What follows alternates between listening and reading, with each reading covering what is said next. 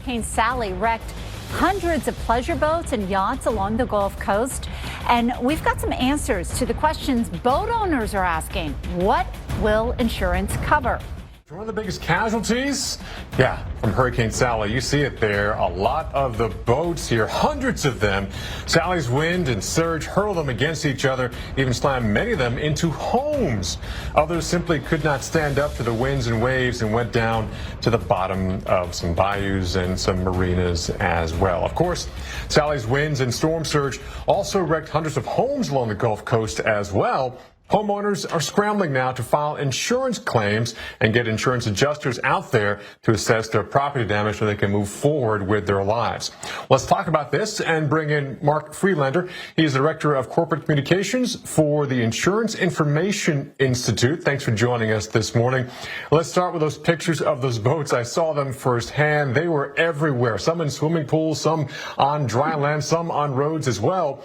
So who pays for this? So is it the boat owner is liable because they didn't get their boat out of the water, or will insurance pay for this?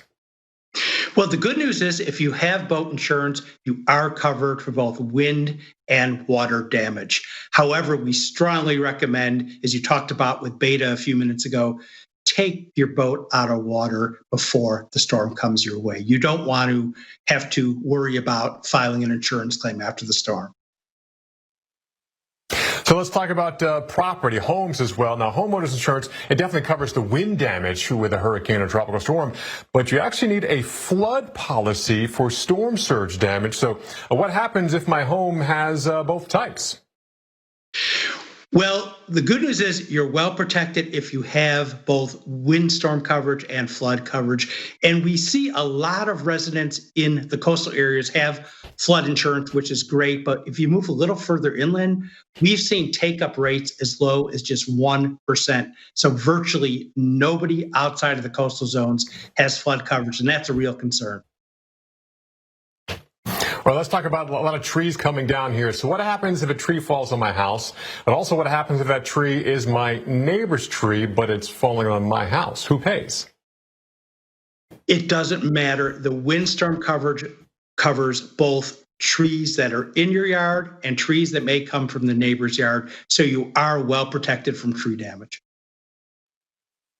All right, what if you have a car in your garage or driveway, it's got a combination of water in it as well as a tree fell on it. So is that homeowner's insurance claim or is that an auto insurance claim? Yeah, a lot of people don't realize if you're not driving the car, you still need a particular type of auto insurance. It's called comprehensive auto. About 80% of drivers across the country have it, and that covers all storm damage, all non-collision, trees falling on the car, water damage to the car, but you must have the comprehensive auto to have that type of coverage. And that's even if it's, say, in a garage too, in part of your house?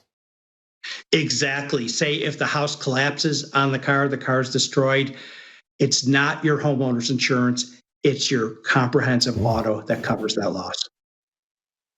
Well, a lot of things hurdles you got to get through. So what are the processes? A lot of people are just now getting power back and maybe getting some information. How do I start? What do you need to do a claim? Can you go ahead and get your essentials to get yourself just living day to day? I mean, what's the process of recovering from this insurance-wise? Well, number one, you want to contact your insurance agent or carrier as soon as possible to report the loss, find out what type of coverage you have so you know going in what will be covered. Take photos or videos of the damage as best you can if it's safe to do so. And then ask your agent or carrier, is it okay for you to you need some essential supplies that you could buy and get reimbursed for. So keep all your receipts, and most likely your insurance will cover you for some of those basics as well as you try to recover from the loss. Yeah, and remember, it's just things, it's not people. And luckily, a low death toll with this, Sally, but still even one is too many. Great information. Thank you so much. It's Mark Friedlander at the Insurance Information Institute. We really appreciate information that you are giving to us and our viewers as well.